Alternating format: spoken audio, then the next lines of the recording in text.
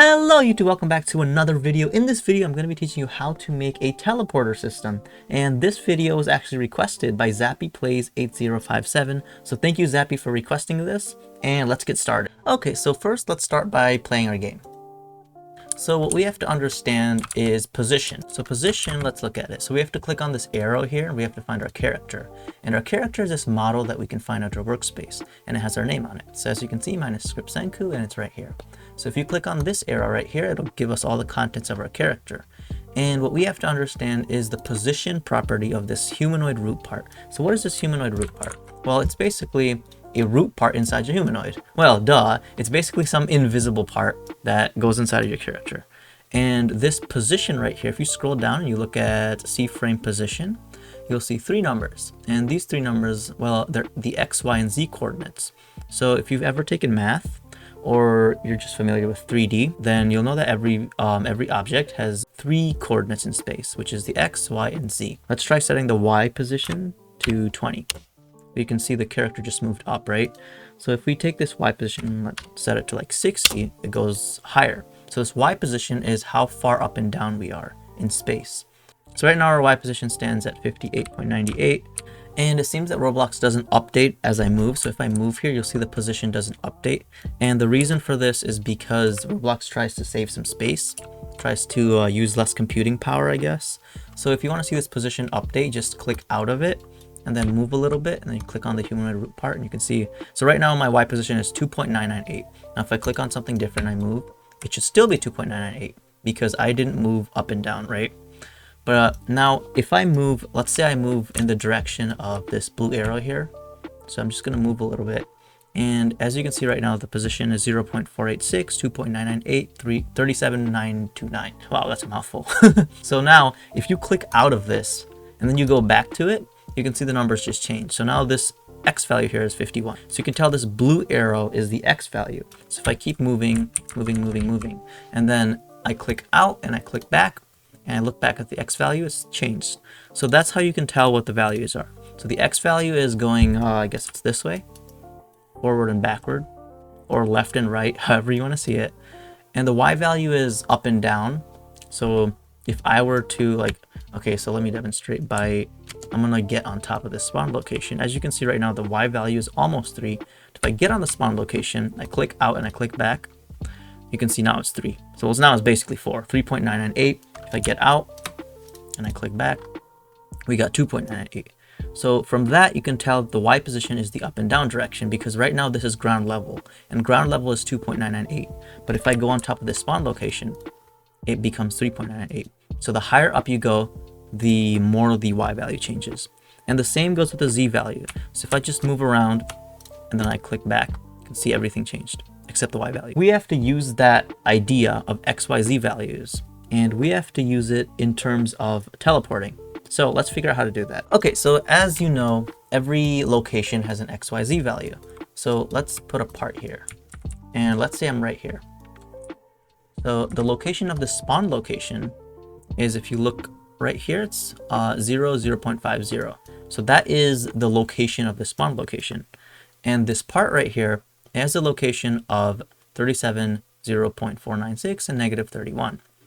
And I know I said location, but just use, you can use position and location interchangeably. So I'm just going to use position from now on to make things simple. Anyway, as you can see, they have two different positions. And what we have to do when we're making a teleporter system is we have to take our character and we have to basically set the position to whatever the position is of the destination. So now, how do we do that with code? Well, first, just remember that we have to set the humanoid root part right here, this thing's position. And what we're going to do is, let me actually show you what we're going to be doing without code, and then I'll show you it with code. So we have part here, and then the part's position is this right here, these three numbers. Now if I copy this position right here and I put it into the humanoid root part position, what do you think will happen? Try pausing the video and then try thinking about it. And let's try it. There you go. Did you get it right? Basically, the character goes from the spawn location to the new part because we had to overwrite the position of the humanoid root part. So we set the humanoid root part's position to this part's position, and we basically teleported. Now I can do the same with the spawn location. I take the spawn location's position, copy it, then I just put it into the humanoid root part, and bam, you've teleported. So that is how a teleporter works. Now, how do you code it? Let's get to it. Okay, so let's suppose that your game has some VIP area or some secret area, and we're gonna put it all the way over here. So there's no way I can walk all the way over there in like a millisecond, right? We're gonna have to use teleportation. And let's just pretend this is the secret area. So I'm gonna name it secret area. And now what I'm gonna do is I'm gonna actually code this. So we're gonna go into server script service and then create a script.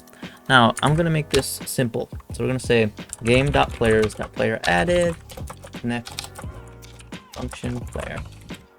Now what this is saying is whenever players join our game, then store them in a variable called player.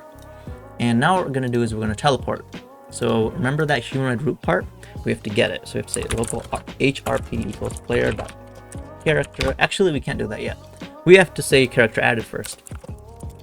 So what we did here was whenever players join the game, store them in a variable called player. Whenever that player's character loads, store that character in a variable called char.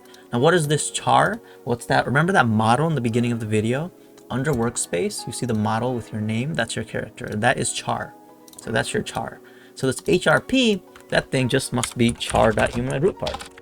And so what is this HRP? One more time. We're gonna go into workspace. So remember that char is this, so the humanoid root part must be this thing right here. So now what we have to do is we have to set the position. So we're gonna say hrp.position equals. Okay, so we're doing a teleporter and we want to teleport it to this thing right here. So it's called secret area. So we can just set it equal to workspace.secretarea.position. Now what this will do is as soon as your character loads, it will just teleport it automatically. And I want you to actually see it. So I'm gonna do a wait 5. Now after 5 seconds, it should teleport. So let's see this. So we're gonna wait 5 seconds. And we're teleported, yay. So that is the basics behind making a teleporter. How can we make this more advanced? Okay, well let's say we want to make it so if you touch a part, it will take you to another part. So this will be the secret area and this will be the thing that you touch. We'll call this teleporter and we'll actually make this like blue. So now you've got your teleporter and you've got a secret area right here. And what we have to do is we have to make it so if you touch this teleporter, it'll take you to the secret area. So to do that, we don't need these events anymore. We don't need player added or character added. We can use something called touched. So you can say workspace.secretarea.touched connect function. And then also hit, or not the secret area, oops, my bad. Teleporter, whenever anything touches this blue thing right here, then do whatever is in this line, in any line in between this function and the end. So if anything touches this teleporter, then we'll execute anything in this line. When we're dealing with these touched events, anything can touch this, right? So this base plate could touch it. If there was a tree here, a tree could touch it. We have to make sure that it's an actual player that's touching it. So we have to say if hit.parent find first child humanoid. Then, so what this is saying is if there's a humanoid inside of whatever touched it, basically. So if it detects a humanoid, then, and you might be confused about this hit.parent thing. Let me actually explain it to you. So I'm gonna print the hit. Let me explain what hit is. So as you can see, something already printed, the base plate. Why did the base plate print? Because this part is touching the base plate. Now watch what happens as I touch the blue part. Look at that, so many prints, right? That's everything inside of my character that's touching this blue brick. So that's my right hand, my right foot, my right upper leg, and everything else, right? So that is like all of these. They're all touching it. And what we're doing in this line here is we're saying if hit.parent, so if this is hit, for example, if head is hit, then head's parent is my character. We're saying if hit.parent finds a humanoid, so we're saying if this has a humanoid inside of it, then. So that is how we're going to detect if it's an actual player touching it. If there's a humanoid inside of the thing that touched it. Now what we have to do, we just have to do the same thing that we did before. Take your humanoid root part.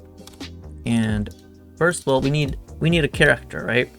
So if you saw from before, this hit, it was like all of our limbs and all of our, like our head, our hat, our hands, and hit.parent is actually the character. Because if right lower arm is the hit, then the parent must be the thing right before it. So that's workspace dot and then your name. So we can say local character is equal to hit.parent. And let me reiterate that one more time just to be more clear. Okay, so if you touch this, the thing that's touching it is whatever body part you have. So that's your hands, legs, feet, whatever, right? And that is equal to one of these. Now, if you look at the parent, it's your character. So that is where this came from. This local char equals hit.parent. So if this is hit, then your parent is your character. So that's how I came up with that. So we can say local char is equal to hit.parent. And then we can grab the human root part from there and just set the position equal to the secret area's position. And that is how you can make a basic teleporter. So now if I touch this, bam, puts me, oh, so bam, it puts me right where I should be. And that is how you can create a basic teleporter. Now, if this gray brick right here, if you wanted it to be an actual teleporter, I can make it look like one. Let's say this had a bunch of like cool stuff, like it had trails or whatever. Then what you would do, well, you don't even have to change anything. But let's say you wanted to hide this, right? Because you don't want anyone seeing the teleporter. So now no one really knows there's a secret area underneath the map, except me, because I made it. And except you, because you're viewing this video. But anyway, so we're going to anchor this to make sure that it doesn't fall on the ground. And we're just going to put it right here, and this is going to be our secret area. And the beauty of this code is you don't even have to change anything, because it's relying on the position of the secret area, the secret area.position, which is these three numbers right here. So even if you change this, as you can see, the numbers are changing. Even if this is changed, you don't have to change anything in your code. So now that we actually have a secret area, all we got to do is touch the blue and we're here. And no one knows about it. And I can put all the goodies in here that I want. That is how you can make a teleporter. Now, before I end this video, I'm going to teach you one last thing, which is how to make a teleporter that will teleport you right back. Because now you're here, but you want to go back, right? So what we have to do is make another teleporter. We're going to call this teleporter 2, or teleport back. And now we're going to make this like, make it red. This will teleport you right back into the teleporter. But the problem is, if I make it so if you touch this and you go right back into the teleporter, well, you're touching the teleporter, so you'll go right back into the secret area, right? That would be kind of weird. So we don't want that. So what we can do is, instead of saying teleport right back into this teleporter, we can teleport like a few, these are called studs, like a few studs away from the teleporter. So, or we can just teleport it right into the spawn location, which is probably easier. So let's just do that. So we're going to say, if you touch this thing, then teleport right back into this thing. So to do that, it's just the same code right here. Instead of the teleporter, we're going to say teleport back and change secret area into spawn location. And now you have a fully functioning teleporting and teleporting back system. So now if you go there, oh, let's see what might be wrong with this. Okay, so I think the issue here is we're teleporting right inside of the part instead of like above the part. So what we can do is, remember your XYZ values from your position? Remember these XYZ values? Do you remember what happens to Y when we add 1 to it? So let me show you an example. Remember what happens to Y? Y is 0.5 and I add, like, let's say I make it 5. Look at what happens to it, right? So that's basically what we're going to be doing.